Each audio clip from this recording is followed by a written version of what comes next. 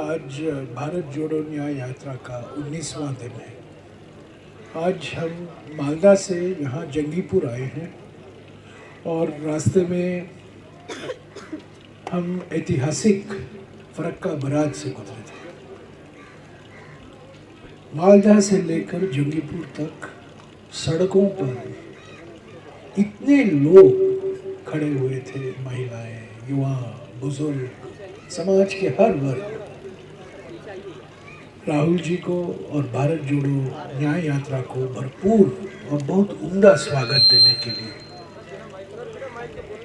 बीच में राहुल जी बीडी श्रमिकों से भी मिले, महिला बीडी श्रमिकों से भी मिले और उनसे बातचीत की कि उनके लिए सामाजिक सुरक्षा के लिए और क्या कदम उठाने की ज़रूरत है।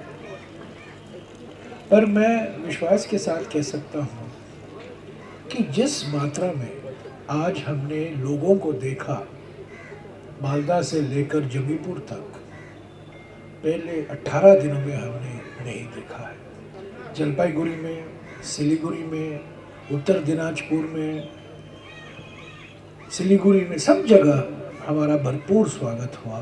पर आज जो स्वागत राहुल जी का हुआ है बिल्कुल अभूतपूर्व है और ये दर्शाता है कि भारत जोड़ो न्याय यात्रा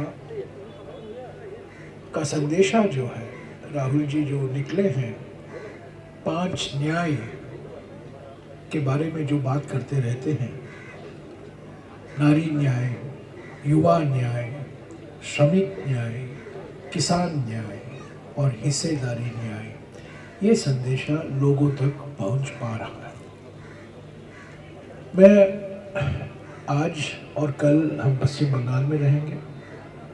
यहाँ से हम बहरामपुर जाएंगे और कल 3:30 बजे हम पश्चिम बंगाल से होकर झारखंड में प्रवेश करेंगे।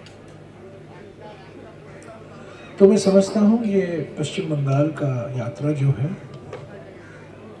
कांग्रेस संगठन में एक नई ऊर्जा लाई है।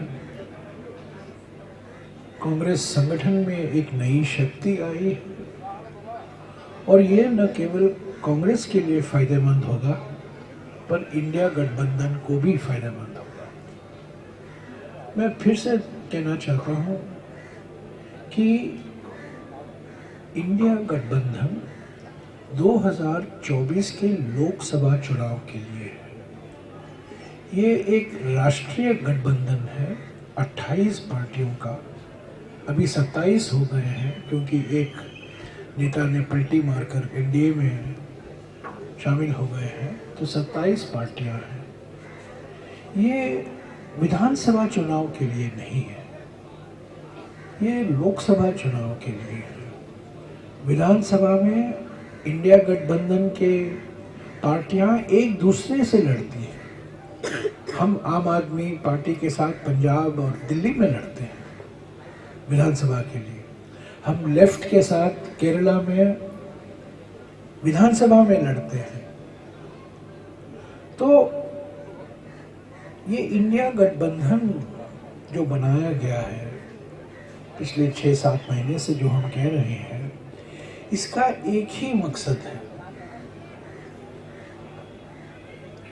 और वो मकसद है बीजेपी और आरएसएस की विचारधारा को हमारे देश की राजनीतिक प्रणाली से बाहर निकालना। ये एक वैचारिक मुकाबला भी है, एक वैचारिक टक्कर है। वो लंबा समय लगेगा, 5 साल लगेंगे, 10 साल लगेंगे, पर बीच में चुनाव के मील पत्थर आते हैं और पहला मील पत्थर हमारे लिए 2024 के लोकसभा चुनाव है। तो सभी पार्टियों को ये समझना चाहिए और कांग्रेस को भी समझना चाहिए। मैं सभी पार्टी, जब मैं कहता हूँ, मैं अपने आप को जोड़ता हूँ उसमें, कि इंडिया गठबंधन को कमज़ोर हमें करना नहीं चाहिए। हमें जो कुछ करना है, इंडिया गठबंधन को मजबूत बनाना है और इंडिया गठबंधन लोकसभा चुनाव के संदर्भ में एक विशेष महत्व रखता है। पश्चिम बंगाल के मुख्यमंत्री ने बार बार कहा है कि वो इंडिया गठबंधन में है और रहेगी। कांग्रेस पार्टी इस बयान का स्वागत करती है और कांग्रेस पार्टी भी चाहती है कि तृणमूल का निशाना बीजेपी है, कांग्रेस पार्टी का निशाना भी बीजेपी है। बीजेपी को हटाना चाहते हैं पश्चिम बंगाल के 42 सीटों में से। अभी 18 है बीजेपी के, उसको हम घटाना चाहते हैं, हम उसको जीरो करना चाहते हैं। इसीलिए तो इंडिया गठबंधन बना है। गठबंधन में बातचीत होती है, बातचीत में लेन देन होता है। हम कुछ देते हैं, दूसरी पार्टियां कुछ देती हैं, हम कुछ देते हैं, दूसरी पार्टियां कुछ देती हैं। तो ये कॉम्प्रोमाइज होता है, एक समझौता किया जाता है। और समझौता तभी किया जाता है जब सभी पार्टी ईमानदारी से खुलकर अपनी बात रखे, मीडिया में नहीं, पर जब बातचीत होती है फेस टू फेस, तो उसी भावना के साथ हम इस गठबंधन को पश्चिम बंगाल के संदर्भ में देखते हैं। तृणमूल और कांग्रेस पार्टी दोनों एकजुट हैं बीजेपी को हराने के लिए। मैं जानता हूं पश्चिम बंगाल के मुख्यमंत्री की ओर से एक बयान भी आया है, माफ कीजिए, एक बयान भी आया है, पर वो उनका बयान है, ये एक संयुक्त बयान नहीं है। एक संयुक्त बयान, एक जॉइंट स्टेटमेंट की जरूरत है कि हम इतने सीट में लड़ेंगे और अलग अलग पार्टियां कितने सीट में लड़ेंगी।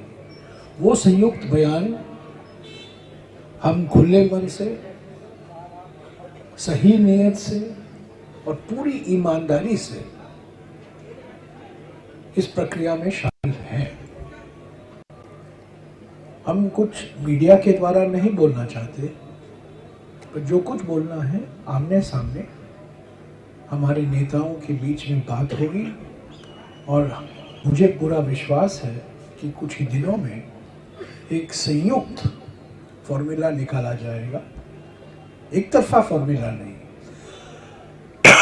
हम नहीं कह सकते कि हम इतने सीट लड़ेंगे और पार्टी कह नहीं सकती हम ये सीट लड़ेंगे। बातचीत की जरूरत है, आमने सामने बातचीत की जरूरत है। और सभी लोगों को, कांग्रेस पार्टी में, तृणमूल में, सभी पार्टी में लोगों को ये पहचानना चाहिए, नेताओं को ये पहचानना चाहिए कि ये लोकसभा चुनाव के लिए गठबंधन है, विधानसभा के लिए नहीं। तीसरी बात, जब 14 तारीख को भारत जोड़ो न्याय यात्रा मणिपुर में शुरू हुआ था, उसी दिन हमारे जो दिल्ली में बैठे हुए मुहूर्त के विशेषज्ञ, मुहूर्त ढूंढने के विशेषज्ञ हमारे प्रधानमंत्री, उन्होंने मुहूर्त निकाला मिलिंद देवरा को कांग्रेस से भगवाने का, ताकि भारत जोड़ो न्याय यात्रा को पटरी से निकाला जाए। पर उसमें वो सफल नहीं हुआ। जब हम बिहार पहुंचने वाले थे, एक दिन पहले उन्होंने नीतीश कुमार से पलटी करवाया, वो भी एक मुहूर्त। अभी कल जब हम झारखंड में प्रवेश हो रहे हैं, आज झारखंड के मुख्यमंत्री हेमंत सोरेन के खिलाफ कार्रवाई शुरू की गई है। इसका मकसद एक ही है, किसी भी हालत में भारत जोड़ो न्याय यात्रा को सफल न होने दें। और जो कार्रवाई ये कर रहे हैं हेमंत सोरेन के खिलाफ, केजरीवाल के खिलाफ, राहुल जी को 55 घंटे इन्होंने पूछताछ की पहले, पिछले साल, आपको याद होगा। लालू जी के खिलाफ ईडी, सीबीआई, स्टैलिन साहब के मंत्रियों के खिलाफ ईडी और सीबीआई, आम आदमी पार्टी के नेताओं के खिलाफ ईडी सीबीआई, ये सब क्या दर्शाता है? ये सब ये दिखाता है कि जो G2 है, हमारे G2, G20 गया, अभी G2 बाकी है। G2 नरेंद्र मोदी और अमित शाह, ये सिर्फ उत्पीड़न की राजनीति, पॉलिटिकल हैरेसमेंट, उत्पीड़न की राजनीति और प्रतिशोध की राजनीति, पॉलिटिक्स ऑफ वेंडेटा, इसमें विश्वास रखते हैं। ये कार्रवाई जो की जा रही है विपक्ष के नेताओं के खिलाफ, इंडिया पार्टी, इंडिया गठबंधन के नेताओं के खिलाफ, ये जो कार्रवाई की जा रही है, ये जो कार्रवाई की जा रही है इंडिया गठबंधन के नेताओं के खिलाफ, ये बिल्कुल उत्पीड़न और प्रतिशोध की राजनीति है। ये पार्टियों को बदनाम करने के लिए की जा रही है, विपक्ष एकता को बदनाम करने के लिए की जा रही है और भारत जोड़ो न्याय यात्रा से ध्यान हटाने के लिए ये की जा रही है। हम पीछे हटेंगे नहीं, हम डरे नहीं हैं। राहुल जी ने बार बार कहा है, मैं एक बार उसको फिर दोहराऊंगा क्योंकि वो सच्चाई है। जो लोग धमकी देते हैं वो डरे हुए हैं, जो डरते हैं वो धमकी देते हैं। नरेंद्र मोदी और अमित शाह डरे हुए हैं और इसीलिए बार बार ये धमकी। आज आपने अखबारों में पढ़ा होगा कि जो युवक लोकसभा में प्रवेश हुए थे, सभी कानून का उल्लंघन करके, उन्होंने एक बयान दिया है न्यायालय में कि उनको मजबूरी कहना पड़ रहा है कि विपक्ष पार्टियों का हाथ था उस हादसे में, क्योंकि ये लोग घबराए हुए हैं, डरे हुए हैं, परेशानी में हैं। पर हम पीछे हटेंगे नहीं और भारत जोड़ो न्याय यात्रा चलता रहेगा। राहुल जी पश्चिम बंगाल में, झारखंड जाएंगे, झारखंड के बाद छत्तीसगढ़, छत्तीसगढ़ के बाद उड़ीसा, उड़ीसा के बाद उत्तर प्रदेश, उत्तर प्रदेश के बाद मध्य प्रदेश, मध्य प्रदेश के बाद गुजरात, गुजरात से के बाद महाराष्ट्र। मुंबई को 20 या 21 मार्च तक मुंबई में पहुंचने की गुंजाइश है। तो मैं यही कहना चाहता था। मैं समझता हूँ सारे सवालों को जवाब मैंने मेरे वक्तव्य में दे दिया है, तो कुछ सवाल बाकी नहीं है। पर अगर आपका कोई सवाल है मैं जवाब दूंगा। सर, 2 सवाल है। एक कि वाम की आप लोगों के टेंट में CPIM पॉलिट ब्यूरो का मेंबर, यहाँ का स्टेट सेक्रेटरी मोहम्मद सलीम है। उन लोगों ने ये साफ कह दिया कि अगर TMC के साथ आप लोगों का कोई भी रिश्ता हुआ तो बंगाल में कांग्रेस के साथ या फिर कोई भी पार्टी के साथ, TMC के साथ जो भी जाएगा उन लोगों का कुछ भी रिश्ता नहीं होगा। इसके साथ जो है ममता जी ने कहा है कि कांग्रेस को पहले CPIM का हाथ छोड़ना। देखिए, इंडिया गठबंधन पटना में मुलाकात हुई 23 जून को, 17 और 18 जुलाई को बेंगलुरु में बैठक हुई और 31 अगस्त और 1 सितंबर को मुंबई में बैठक हुई। 3 बैठकें हुई हैं और सभी बैठकों में वामपंथी के नेता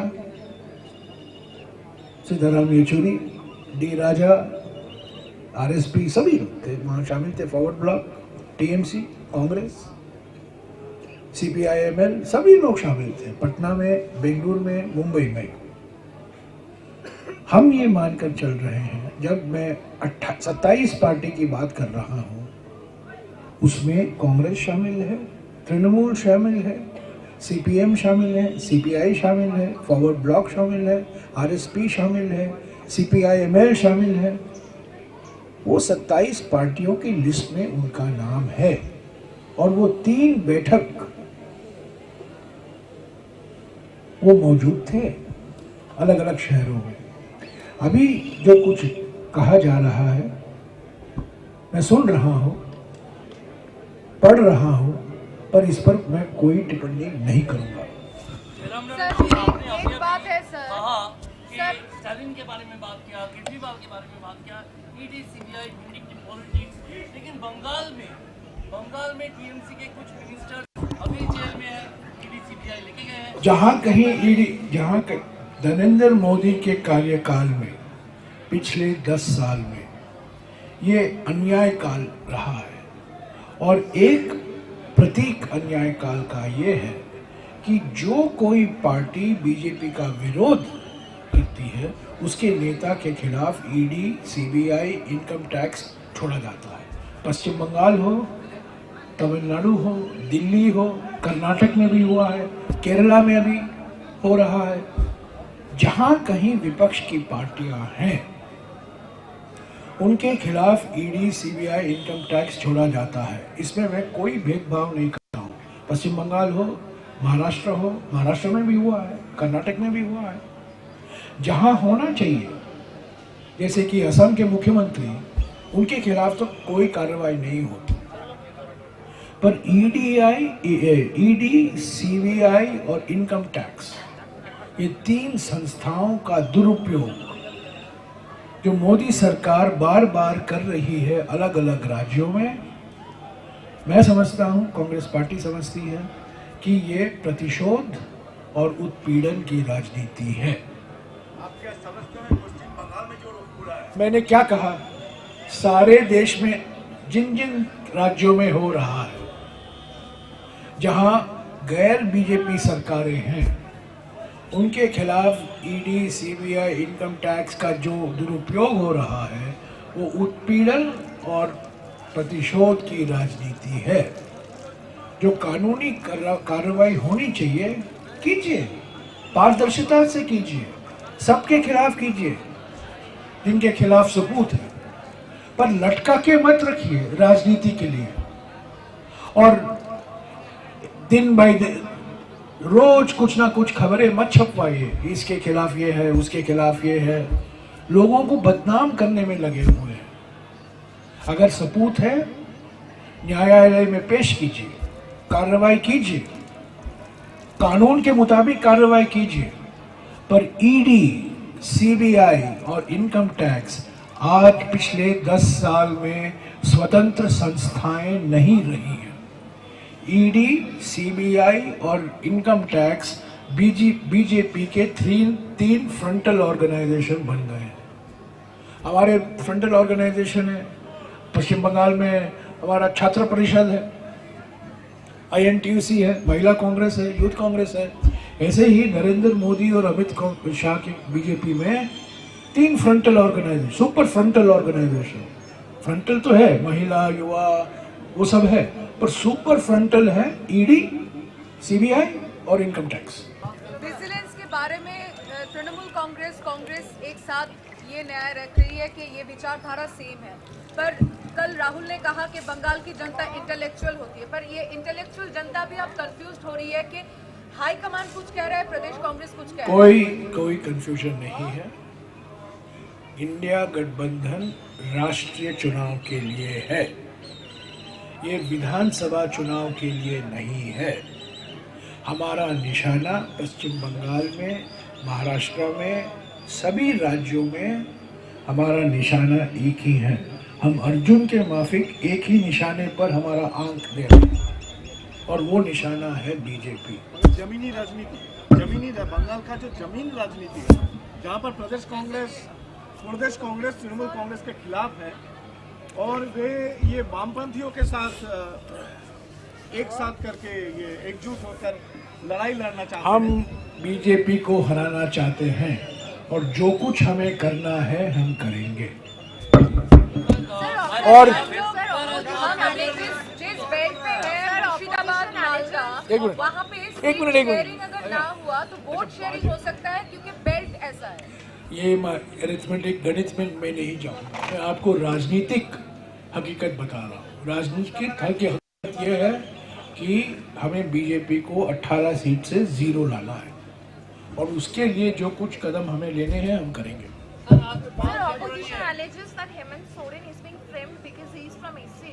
Of course, he's a tribal CM. He's a tribal CM. Of course, he's being, the way he is being treated. Look at all of Mr. Modi's friends. Look at all those crony capitalists, those businessmen who have taken full advantage. The nexus between Modi and some of the businessmen. No action is taken when evidence is presented. And the way Mr. Hemant Soren is being treated, of course it shows not only that he is an opposition party CM, not only that he is an India party CM, but he's also a tribal CM. And more than a tribal CM, he comes from a very distinguished tradition. His father Shibu Soren was one of the major architects of the creation of Jharkhand. So this is absolutely, there is a bias in what has happened against, why is no action being taken against the Assam Chief Minister, Hemanta Biswa Sarma? Why only against Hemant Soren? Because Hemant has got Soren, but when Hemant has got Sarma, no action is taken. Sir आज पहला फरवरी है, budget का दिन है, budget के ऊपर अचानक निर्मला सीतारमण कह रहे हैं the economy is doing well but inflation is moderate. Fiscal deficit देखिए, 5% मैं आंकड़े के खेल में नहीं जाऊंगा क्योंकि ये बजट नहीं था, ये वोट ऑन अकाउंट था। कोई भी सरकार आएगी वो जुलाई के महीने में रेगुलर बजट पेश होगा और हम उम्मीद करते हैं कि जनता के समर्थन से इंडिया गठबंधन की पार्टियां उस बजट को पेश करेंगी। पर 10 साल का जो अन्याय है उसके बारे में तो वित्त मंत्री चुप थी। 45 सालों में सबसे ऊंचा अनएम्प्लॉयमेंट रेट है आज हमारे देश में, 45 ईयर रिकॉर्ड अनएम्प्लॉयमेंट। हर 2 घंटे एक युवा आत्महत्या करता है या करती है बेरोजगारी की वजह से। गैस सिलेंडर का दाम देखिए, 1100 रुपया एक सिलेंडर। आवश्यक वस्तु है, सब्जी, दूध, चावल, चीनी, गेहूं, दाल, इनकी महंगाई देखिए।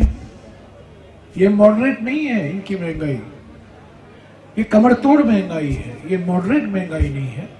पर 10 साल का जो अन्याय हुआ है उसके बारे में तो वित्त मंत्री, अगर वो कहती तो वित्त मंत्री नहीं रहेगी अगले 4 महीने के लिए। वो बेचारी, वो उन्होंने वही पढ़ा जिनको जो लिखा गया था उनके लिए, तो मेरी हमदर्दी है उनके साथ। Tax slab is same and they are asking for middle class housing scheme.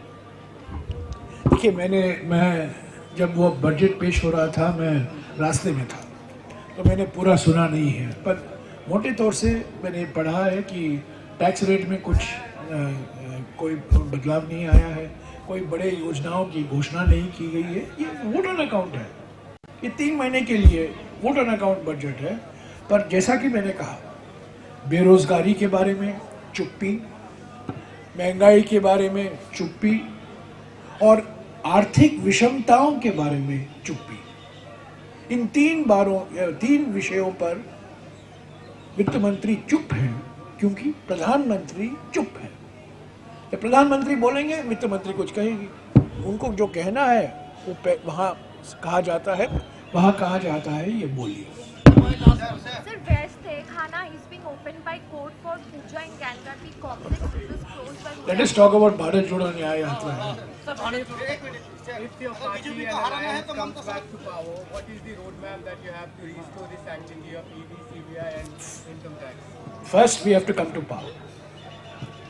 When we come to power, we will ensure that ED, CBI and income tax, the draconian powers that have been given to these 3 agencies by the Modi government to harass businessmen, to harass traders, to harass political opponents, we will get parliament to change those laws.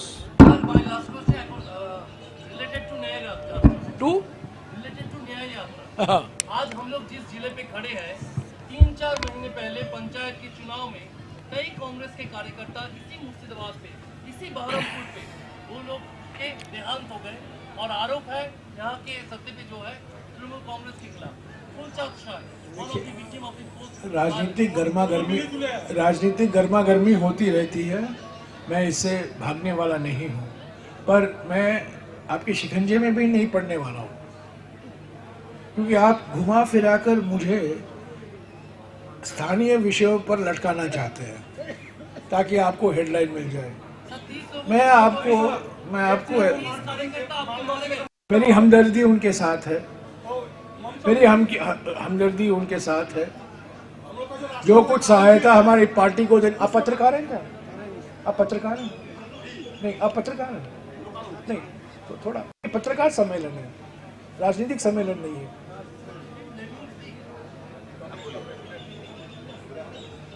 तो जो मैं कह रहा था ये सब हकीकत है, मैं इसको इनकार नहीं कर रहा हूँ। और मुझे पूरा यकीन है कि हमारे पीसीसी अध्यक्ष राहुल जी को इसकी पूरी जानकारी दी होगी। मैं उनके साथ में नहीं था, हमारे एआईसीसी प्रभारी भी थे गुलाम अहमद मीर, दोनों ने राहुल जी से बात की होगी। पर मेरे मन में मेरे विचार, और मैं समझता हूँ भारत जोड़ो न्याय यात्रा के बारे में भी, राहुल जी के बारे में भी विचार ये है, स्पष्ट है कि इंडिया गठबंधन राष्ट्रीय चुनाव के लिए है, ये स्थानीय चुनाव के लिए नहीं है। स्थानीय ऐसे मुद्दे होते रहेंगे, लड़ाई होती रहेगी। केरला में हम वामपंथियों के खिलाफ रोज लड़ाई होती है, पर इंडिया गठबंधन में वामपंथी पार्टी मौजूद है। तो ये बातचीत से हम हल कुछ ना कुछ बीच का रास्ता ढूंढ निकालेंगे, क्योंकि आज हम कलकत्ता में किसकी सरकार बनेगी उसके लिए हम लड़ाई नहीं लड़ रहे हैं।